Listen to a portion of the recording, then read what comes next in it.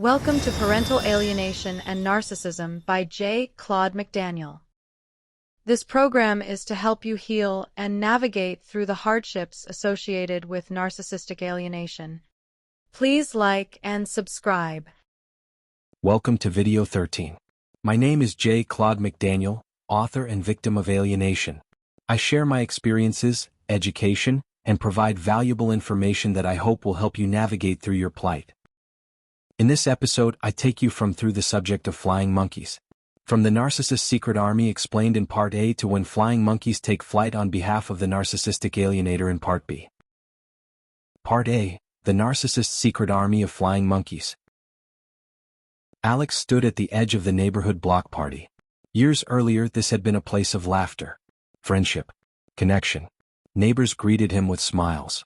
Conversations flowed naturally. Children played together while families shared stories and meals. Now something felt different.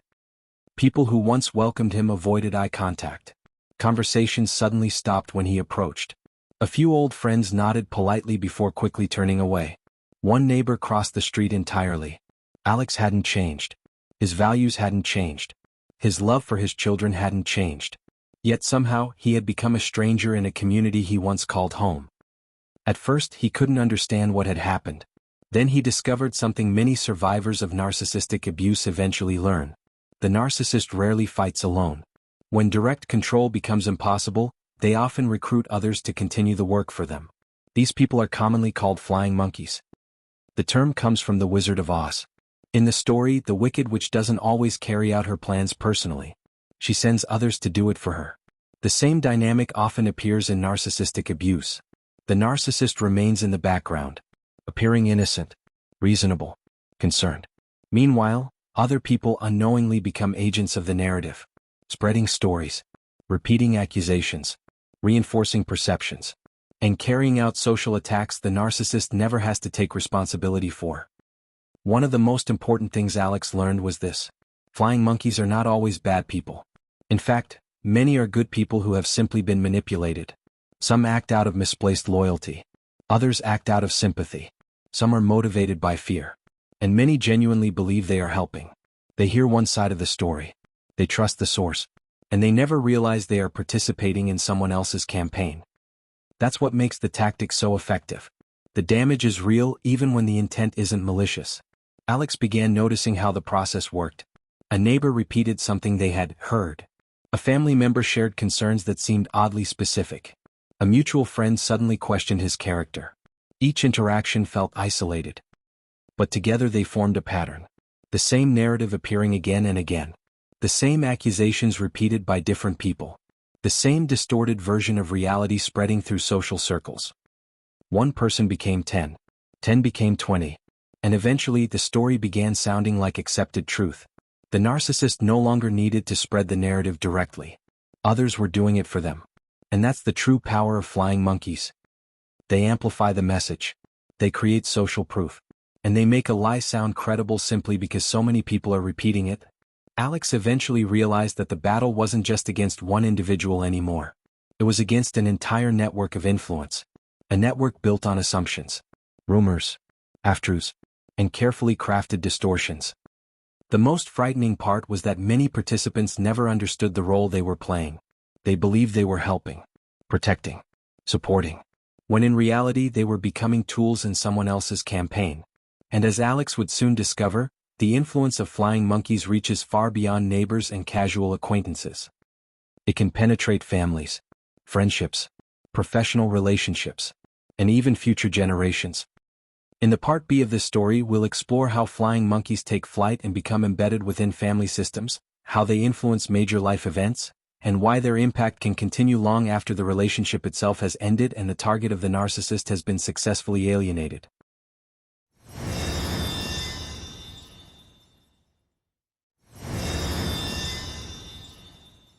Part B. When the narcissistic alienator opens the tower windows and sends their flying monkeys out into the world to do their bidding. One of the most painful lessons Alex learned was that flying monkeys rarely stay on the edges of your life. Eventually they move closer. Sometimes much closer. At first, the influence came from neighbors and casual acquaintances. People who repeated rumors. people who believed stories they never questioned, people who unknowingly helped spread a narrative that wasn't true. But over time the circle widened. Trusted friends became distant. Family members became suspicious. Relationships that had taken years to build suddenly felt fragile. The people Alex expected to support him often became the very people repeating the alienator's narrative. That betrayal cut deeper than any rumor ever could.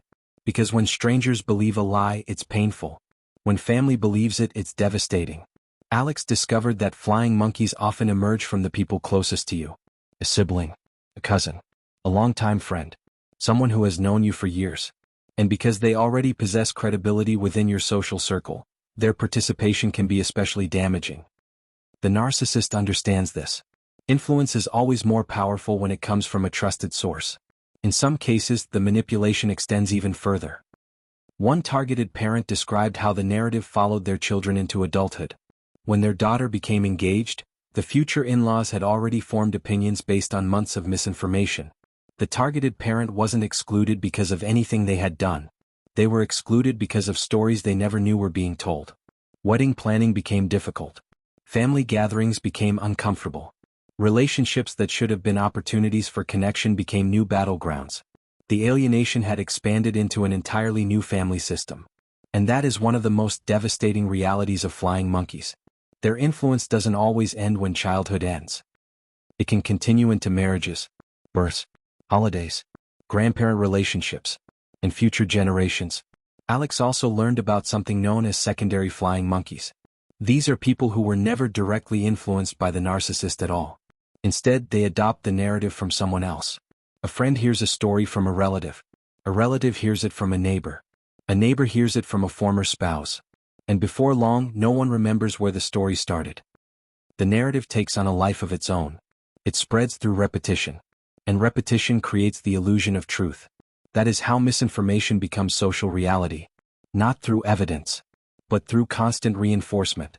The result is a form of social isolation that many targeted parents struggle to explain. They feel surrounded by people who seem to know something they don't. People who have already reached conclusions. People who have accepted a version of reality that was carefully constructed behind closed doors. For Alex, understanding flying monkeys changed everything. Because once he recognized the pattern, he stopped blaming himself for every damaged relationship. He stopped assuming every lost friendship was his fault. He stopped viewing every social rejection as evidence that the narrative was true. Instead, he saw what was really happening. A campaign of influence. A network of misinformation. A strategy designed to isolate him and reinforce the alienator's version of events. That realization didn't eliminate the pain, but it provided clarity. And clarity is powerful. Because once you recognize manipulation, it becomes much harder for that manipulation to control you. The lesson of this chapter is simple. Flying monkeys extend the narcissist's reach far beyond what one person could accomplish alone.